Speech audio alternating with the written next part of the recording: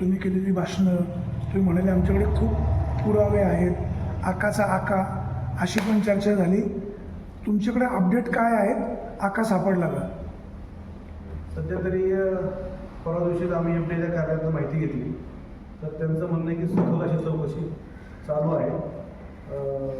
आपल्या तालुक्यातील एका मोठ्या डेअरीवरती 2-3 छोट्या डेअरीवरती त्यांची कारवाईमध्ये त्यांनी पाहणी झाली आहे 6-7 दिवसाचा. त्याचा अहवाल ते तयार करत आहेत आणि त्यांच्या बँकिंगमधील जे काही पुरावे असतील त्याची ते पडताळणी करत आहेत. ते पडताळणी केल्यानंतर त्यांना त्या जेव्हा सत्यता सापडेल तेव्हा ते म्हटले की आम्ही तुम्हाला पूर्ण पुराव्याविषयी सादर करू. आंबेगाव तालुक्यातील कुठल्या म्हणजे कोणकोणत्या खाजगी दूध संस्थांवर किंवा खाजगी डेअऱ्यांवर त्यांनी कारवाई केलेली आहे? त्यांनी नाव सांगायला टाळले, कारण म्हणतं की जोपर्यंत आम्ही तुम्हाला अहवाल देत नाही तोपर्यंत एखाद्या खाजगी डेअरीचं नाव घेऊन त्या नाव घेऊन त्या डेअरीला बदनाम करणं चांगलं नाही आहे, म्हणून आम्ही सुद्धा त्यांनी नाव घेऊ शकतो. आता देवदत्त निकम असं म्हणाले होते की हा भ्रष्टाचाराचा गोवर्धन गाडला पाहिजे. गोवर्धनबद्दल काही सांगू शकाल? देवदत्त निकमांचा विषय त्यांचा पर्सनल आहे, कारण की माझा हा विषय ते आंदोलन तुम्ही पण होतात. सांगतो ना मी. देवदत्त निकमांचा विषय त्यांचा पर्सनल आहे, कारण की आमचं आंदोलन हे फक्त दूध भेसळीपुरतं आहे. दूध भेसळीचं आंदोलन हे सावकाश करून मी काय खाल्लं तू काय खाल्लं इथपर्यंत गेलं. आम्ही काय त्यांना खाल्लंच नाही, त्यामुळे आम्ही काय त्या ह्याच्यात पडू शकत नाही. त्यामुळे आम्हाला त्यात काही इंटरेस्ट पण नाही. आमचं आंदोलन फक्त आंबेगावमधील त्रासलेल्या जनतेच्यासाठी, अन्याय करणाऱ्या म्हणजे दूध भेसळ करताना अन्याय करताय. हे ठराविक जर पाहिलं वाणीच आहे की दूध भेसळ करणाऱ्यापेक्षा ते दूध संकलन करून वितरित करणारा हा सगळ्यात मोठा गुन्हेगार आहे. आणि याच्यावरती आमचा सगळ्यात मोठा मागणी आहे एफडीएला की ह्या ज्या लोकांचं दूध संकलन ज्यांनी केलं ते संकलन करून ज्यांनी वाटलं तो हा सगळ्यात सूत्रधार आहे. आणि त्या मोठ्या डेअरीवरती किंवा त्या संकलनवाल्या माणसावर आपण लवकरात लवकर आपली चौकशी करावी आणि आपला चौकशीचा फास आवळावा अशी आमची मागणी आहे. तुकाराम मुंढे यांचं काम अतिशय पारदर्शक आहे, परंतु त्यांची खालची जी टीम आहे ही कुठेतरी मॅनेज होते अशी सुप्त चर्चा होते. आता तुमच्याच भाषेत सांगायचं तर स्त्रोत्राकडनं म्हटलं तर त्याला काय अर्थ राहत नाही. मुंडे साहेबांना परवाच हा प्रश्न विचारला होता, त्यांची मुलाखत पण ऐकली. मुंडे साहेब म्हटले की जो अधिकारी बोलतो अधिकाऱ्याला तेवढी पॉवर असते, पण त्याच्या खालचा अधिकारी तेवढं बोलू शकत नाही, त्याला तेवढी पॉवर त्याला अभय नसते, त्याच्या खुर्चीला अभय नसते. म्हणून ते अधिकारी कोणाबद्दल बोलू शकत नाही, कारण की मुंडे साहेब मुंबईत बसतात, खालचे अधिकारी ह्या तिथे विभागीय क्षेत्रीय कार्यालयात बसतात. क्षेत्रीय कार्यालयात क्षेत्रीय लोकांचा त्यांच्यावर दबाव असतो म्हणून ते बोलत नाही. बाकी काही मला वाटत नाही. मनसरला जे काही संशयित आरोपी पकडले त्यांना गोडेगावच्या न्यायालयात नेले, त्या ठिकाणी एका संशयित आरोपीने पोलिसाच्या खांद्यावर हात ठेवला, त्याचा इश्यू झाला. तर त्याचा अर्थ काय? सगळी कारवाई मॅनेज आहे का किंवा पोलिसांचा गृह खात्याचा सपोर्ट आहे का? आता कारवाई तर मॅनेज म्हणता येणार नाही आहे, परंतु विषय असा आहे की ते जे लोक आहेत ते इथल्या स्थानिक आणि इथे सत्तेमध्ये असणाऱ्या पक्षाचे निगडीत आहेत आणि त्याची पूर्णपणे भरपूर असे पुरावे प्रसारमाध्यमामध्ये फिरत आहेत. आता मला सांगा की ज्याच्यावर पक्ष सत्तेचा हात असेल तर तो त्याची तेवढी हिंमत होणार नाही, तो त्या पोलीस ऑफिसच्या खांद्यावर हात ठेवणार. त्यामुळे सत्तेचा माज आहे, दुसरं काही नाही. तुम्ही सत्तेचा नाही, मी बोलतोय आंबेगाव तालुक्यावर असणार सत्तेवाल्यांचा त्यांना हात. पोलिसांची नियुक्ती आंबेगाव तालुक्यात होत नाही आपल्या माहितीसाठी. मी तुम्हाला पत्रकार साहेब उद्या तुम्हाला एक 6 पत्र देतो की ज्या पत्रावर इथल्या नेते सह्या आहेत की यांची इथं बदली करा. 2 मिनिट तुमच्या प्रश्न उत्तर माझ्याकडे आहे. आपल्या तालुक्यात आतापर्यंत जेवढे काही PI EPI जॉईन होतात तर त्यांच्या पत्रावरती यांची बदली करा अशा सह्याच्या नेत्याचे आहेत. तुम्हाला पाहिजे तो पुरावा देतो मी. एकंदर पोलिसांच्या कामकाजावर प्रश्नचिन्ह आहे, कारण ते प्रेस नोट किंवा इतर माहिती प्रसार माध्यमाला देत नाही. नेमकं काय वाटतं? नाही, पोलिसांच्या कारभारावर आपण कुठल्याही प्रकारचा बोट ठेवू शकत नाही. ते कायद्याचे रक्षक आहेत. मनसर असेल, गोरेगाव असेल, भीमाशंकर असेल, सगळ्या ठिकाणी पोलीस खाता आपल्याला दक्ष आहे. परंतु जेव्हा ते एखाद्या कुठेतरी मतदारसंघात काम करतात तर त्या सत्तेतल्या आमदारांना त्यांना थोडासा दबाव असतो, कारण त्यांचंही घर या नोकरीवर दबाव असतो. पोलीस म्हणजे काही मालक नाही, शेवट त्यांनाही त्याच्या नोकरी पाण्याची त्यांच्या भरतीची काळजी असते, म्हणून ते तेवढं एक दुप्तमान तिथे संस्कृत देत असतात. पोलिसांच्या या वागण्याचं तुम्ही समर्थन करता? पोलिसांच्या वागण्याचं नाही समजतं. कसं असतं की पोलिसांनी दबावाखाली काम करावं. पोलीस दबावाखाली काम करत नाही, पण पोलीस उघडपणे पण सुद्धा जास्त काम करू शकत नाही. ते कायद्याचे रक्षक आहेत, त्यांनी सिस्टममध्ये काम केलं पाहिजे. त्याचं काम system कायदा चालू आहे. पाळणाऱ्या जनतेला न्याय दिला पाहिजे. जर कुठल्या तरी आमदाराचं ऐकून दबावाखाली काम करत असतील, सामान्य जनतेने कोणाची आशा जगायचं? ते सांगा की पोलीस तपास करताना कोणाचं नाव घेऊ शकत नाही. ज्या दिवशी पोलीस चार्जशीट दाखल करतील मग त्या दिवशी कुणाचंही नाव घेतील. जोपर्यंत तपास चालू आहे, चार्जशीट दाखल होत नाही. चार्जशीट दाखल केल्यानंतर ते कुणाचंही नाव घेऊ शकतात. पण जोपर्यंत तपास चालू आहे तोपर्यंत कोणाचं नाव घेत नाही. याचा त्यांच्यावर दबाव असं नाही, परंतु ते जाणूनपूर्वक कोणाशी तरी चुकीचा गैरसमज होण्याचा किंवा कोणाशी तरी वाईटपणा घेण्याचा ते टाळतात. जेव्हा चार्जशीट दाखल होते ती प्रेसला गेल्यानंतर ते नाव ऑटोमॅटिक सगळं येतं. त्याला काही एवढा मोठा विषय राहतो. 13 आरोपी अजून फरार आहे, म्हणजे नेमकं आज देशामध्ये काही गुण आहे का वाटतंय का? हा तर नुसतं गौड बॉम्ब, हा सगळं गौड बंगाल आहे, नुसतं गौड नाही. आणि पोलिसांना खुनातले आरोपी सापडतात पण दूध भेसळीचे आरोपी सापडत नाही. यासारखं म्हणजे मी शल्य तर मला वाटत नाही पोलिसांना कुठलं दुसरं असेल. म्हणजे आता त्या पोलिसांना रात्री झोप येत नसेल की आपण एवढे म्हणजे आपल्या मंतरचे आणि घोडेगावची एवढी चांगली पोलीस यंत्रणा आहे की ते सगळ्यात जास्त क्राईम डिटेक्ट करतात. आणि ह्या भेसळीतले रॅकेट डिटेक्ट करू शकत नाही सर. ते शल्य त्यांना नक्की असेल आणि ते त्याचा शोध घेत असतील असं आम्हाला तरी वाटतं. बऱ्याच वेळा समजा छोटे मोठे समजा अन्याय झाला किंवा आरोपी सापडत नसल्यावर आपण सुद्धा मोर्चा काढलेला आहे. हो.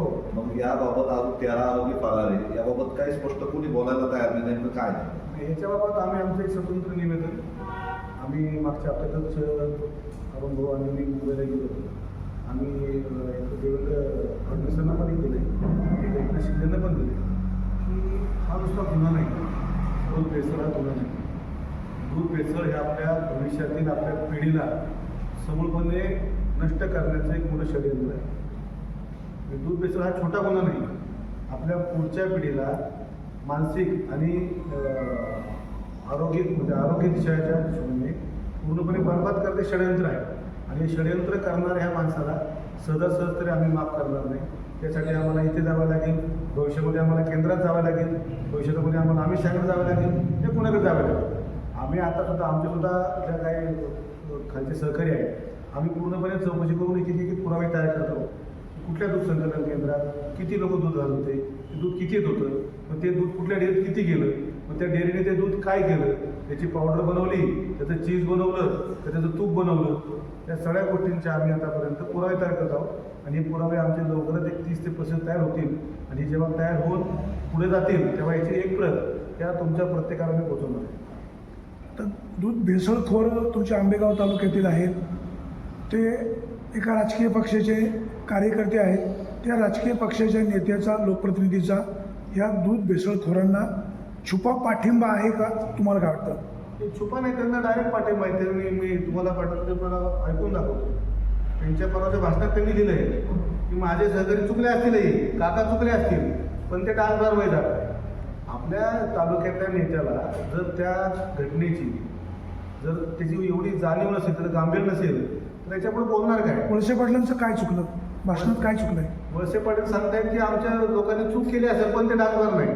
मी त्यांनी कबूल केलं काका चुकलेत, पण काकांचा डागदार नाही. पण वळसे पाटलांना त्या गोष्टीला गांभीर्यच कळलं नाही. आज तुम्ही मला सांगा, आंबेगावच्या जनतेमध्ये आंबेगावची जनता वळसे पाटलांना भाग्यविधाता म्हणते. म्हणजे काय?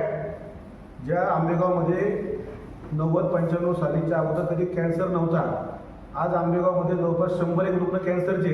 म्हणजे हा कॅन्सर दिल्यामुळे तुमचं भाग्यविधाता केलं त्यांनी. तुम्हाला काय दिलं? कॅन्सर दिला का? आंबेगावमध्ये एकही प्रकारचा रोजगार नाही, म्हणजे काय दिला तुम्हाला? बिना रोजगाराचा तालुका दिला, म्हणजे भाग्यविधाता केलं का? काय केलं? बिना रस्त्याचा तालुका दिला, बिना रोडचा तालुका दिला, बिना उद्योगाचा तालुका दिला.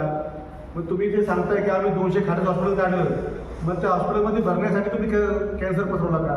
नक्की काय केलं तुम्ही? आणि हे लोक करताना ते कबूल करतायत की माझे कार्यकर्ते चुकले असतील पण त्यांचा डागदार नाही. हे आम्हाला त्यांच्याकडनं अशी माहिती पाहिजे होती की तुम्ही माझ्याबरोबर, तुमच्याबरोबर मी सुद्धा आहे. तुम्ही ज्या चौकात थांबताय त्या चौकात मी पण येऊन थांबतो. आपला लढा भेसळ विरोध आहे आणि आपण तर भेसळ करणाऱ्या लोकांना नामोनिशान त्यांचं मिटू, अशा प्रकारे त्यांची भूमिका आम्हाला अपेक्षित होती. पण त्यांची भूमिका याच्या पूर्ण विसंगत होती. ते सांगतायत की अरे माझ्या बाजूने बोलणारा कोण आहे का?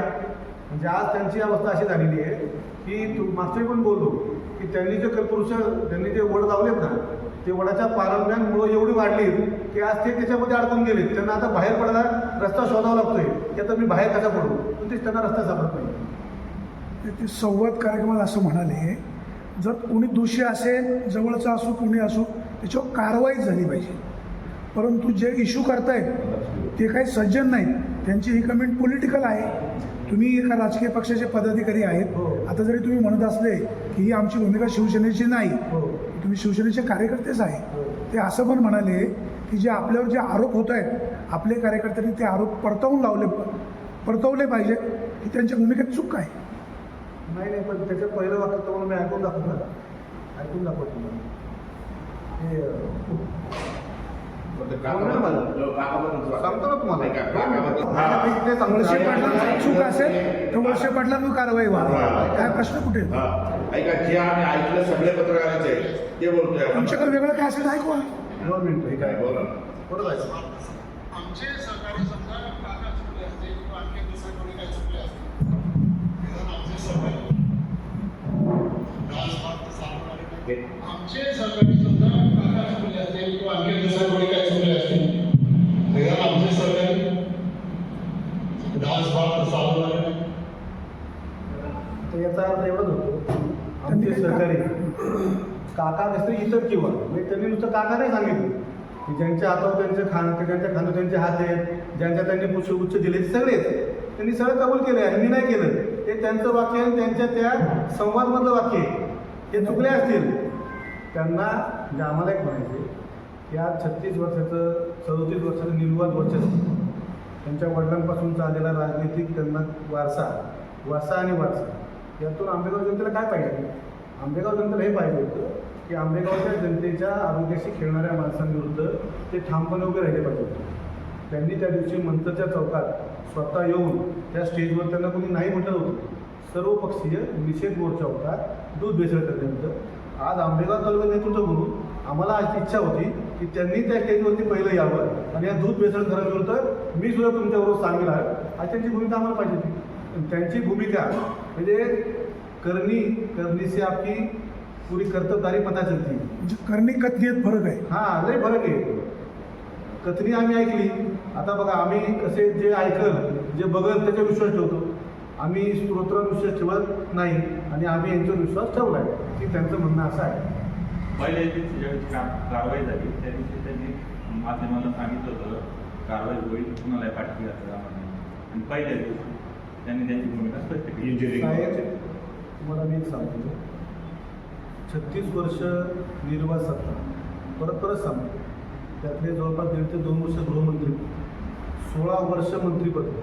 म्हणजे आज काय त्यांचा जी पोच आहे ती काय महाराष्ट्राच्या साध्या नेत्या एवढी नाही. आज त्यांना वरिष्ठ नेता म्हणतात, वरिष्ठ नेता.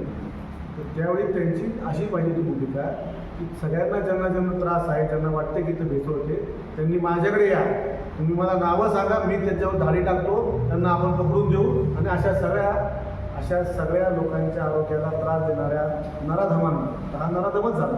काही प्रकारचे नराधम लोकांच्या याच्याशी इज्जतीशी खेळतात, काही लोक त्यांच्या आरोग्याशी खेळतात. हे आरोग्याशी खेळणारे पण नराधमच आहेत. तर यांच्यामुळे आज माझ्या तालुक्यातल्या 16 लहान मुलांना कर्करोग आहे. माझे सहकारी प्रवीण टेमकर त्यांच्या मुलाला कर्करोग आहे. म्हणजे हे काही साधी गोष्ट नाही साहेब. ज्या याला ते पाणी सोडलं तिथं जवळपास 17 ते 18 हेक्टर जमिनी नापीक झाल्या. जमिनीमध्ये काय पेरलं तर उगवत नाही, ही सत्यता आहे. तुम्हाला पाहिजे तुम्ही माझ्याबरोबर चालवलं साहेब, तुम्हाला पण मी दाखवतो. आमचं कसं आहे, आमची कथनी आणि करणी एकच आहे. त्यामुळे आम्ही तुम्हाला जे सांगाल की हा सूर्य तर सूर्य दाखवणार, सूर्य म्हणून चंद्र दाखवणार नाही तुम्हाला आम्ही. ह्या अशा गोष्टींमध्ये आमची इच्छा होती ह्या नेतृत्वाने आमच्या सगळ्यांच्या पुढे थांबलं पाहिजे. तर ते पुढे थांबतात की दुसऱ्या लोकांच्या पुढे थांबलं, हे आम्हाला थोडंसं वाईट होतं. येवले साहेब, आमदार दिलीप वळसे पाटील सुरुवातीला ज्या माध्यमांशी बोलले ते मुळमुळीत बोलले. नंतर तुम्ही आक्रोश केला, मग त्यांनी संवाद साधताना भाषा कडक वापरली. विष्णू काका हिंगेंचा पुतणे त्याच्यामध्ये सहभागी आहे, हे जग जाहीर आहे, गुन्हा दाखल आहे. वास्तविक वळसे पाटलांनी ती भूमिका कडक घ्यायला पाहिजे होती. त्याचे परिणाम ते भोगतील. नंतर जेव्हा ते म्हणाले पत्रकारांनी काय प्रश्न विचारा, तेव्हा मी जेव्हा त्यांना म्हणालो की विष्णू काका असं म्हणाले तो माझा पुतण्या नाही, वळसे पाटील म्हणाले त्यांच्या वतीने मी माफी मागतो, तो त्यांचा पुतण्याच होता आणि त्यांनी तसं सांगायला पाहिजे होतं. त्यांनी ती भूमिका क्लिअर ती भूमिका त्यांनी कबूल केली. तो मुद्दा वेगळा आहे आणि मी जे तुम्हाला ऐकवलं ते ओके ना, तुम्ही ऐकवलेला मुद्दा वेगळा. मान्य आहे. सरासर कबुली दिली की काका आणि आमचे सहकारी चुकले असतील, म्हणजे चुकले. परत त्यांनी जे दाखवलं वाचून चुकले असतील म्हणजे गांभीर्याने घेतलं नाही असा अर्थ निघतो. हो, आणि खेडच्या प्रांताचा एक जबाब वाचून दाखवला की तो माझा पुतण्या नाही, हा जबाब त्यांचा नव्हता काकाचा, हा जबाब दुसऱ्याचा होता. तुम्हाला माहित असेल तर मी त्यांनी जो जबाब वाचून दाखवला तुम्हाला त्या मुद्दा पत्राच्या जे वरती. करतो त्यांनी ते देवदत्त निकम यांच्या प्रकरणातला, पण प्रश्न असा आहे आरोप करणारे पॉलिटिकल वळसे पाटलांना टार्गेट केलं जातं, ही वस्तुस्थिती आहे. नाही. त्यांनी करावं बिंदास, काय तो आमचा रोल नाही. टार्गेट करावं ना, आमचा काही मुद्दाच नाही, नाही. मी पॉलिटिकल सांगतो ना. आता समजा माने साहेब, समजा मी रमेश येवले, हा माझा भाऊ आहे, त्याची एक कंपनी आहे. माझ्या होणाऱ्या वेळोवेळी राजकारणामध्ये प्रत्येक इलेक्शनला त्याच्या कंपनीमधनं लोकांना आर्थिक रसद पुरवली जाते. यांच्या कंपनीच्या ऑफिसमधनं पक्षाच्या मीटिंग होत आहेत. पक्षाच्या मीटिंगनंतर त्या सभेनंतर लोकांचं जेवण खाणं दारू पाटी पुरवलं जाते. तर याचा अर्थ जर माझ्या भावाच्या पैशावर मी निवडणूक लढलो आणि जर मी जिंकलो तर उद्या माझ्या भावाच्या प्रत्येक गुन्ह्याला सावट म्हणजे छायेखाली घालणे माझं काम आहे. मग ह्या दबावाखाली ते झाकून गेले. आमचं म्हणणं दुसरं काय नाही आहे.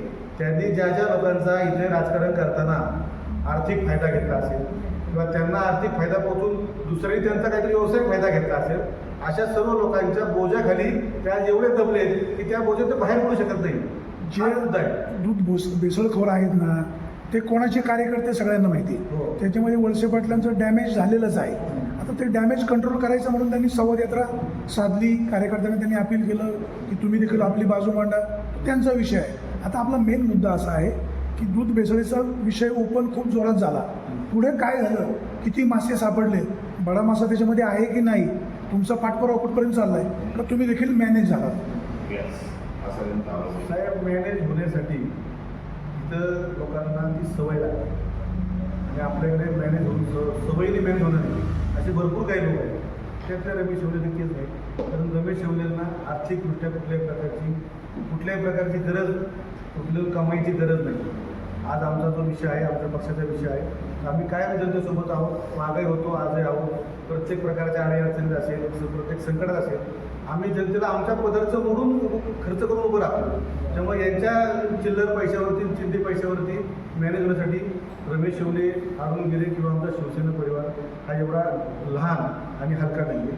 दुसरी गोष्ट की त्याचा पाठपुरावा करण्यासाठी आम्हाला ज्या काही आमच्या तपासात गोष्टी आढळतात त्या आम्ही तुरंत सीलबंद करून FDIच्या ऑफिसमध्ये जाऊन देतो आहे.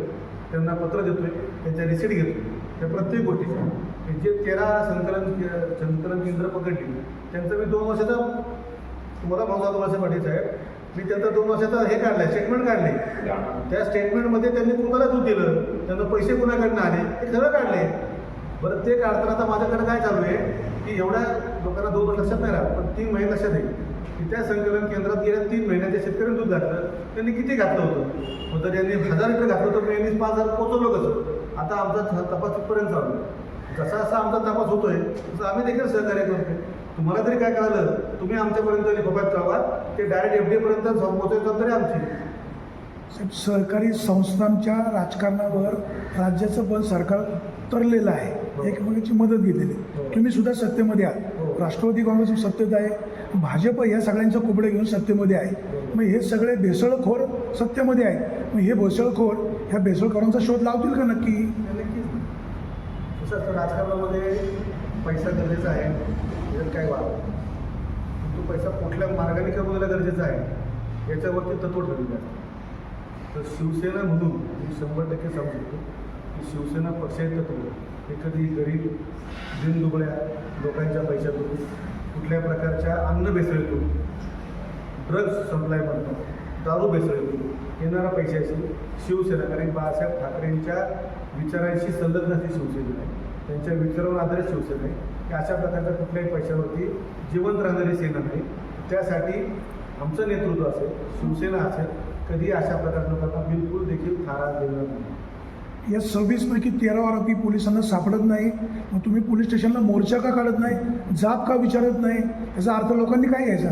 कसं आहे, पोलीस चौकीत जेव्हा आम्ही मागच्या वेळी आम्ही फोन लावतो तेव्हा त्यांनी सांगितलं की आमचा तपास चालू आहे, तुम्ही ट्रॅप लावलेला आहे, आम्हाला 10 ते 12 दिवस लागतात. आता 8 दिवस झाले, अजून 4 दिवस बाकी. अजून 4 दिवसामध्ये जर त्यांनी सांगितल्याप्रमाणे त्यांना ते लोक भेटले नाही तर मग आम्ही नक्कीच त्यांच्यावरती नुसता दबाव नाही तर कारवाई होईल इथपर्यंतची आमची तयारी आहे.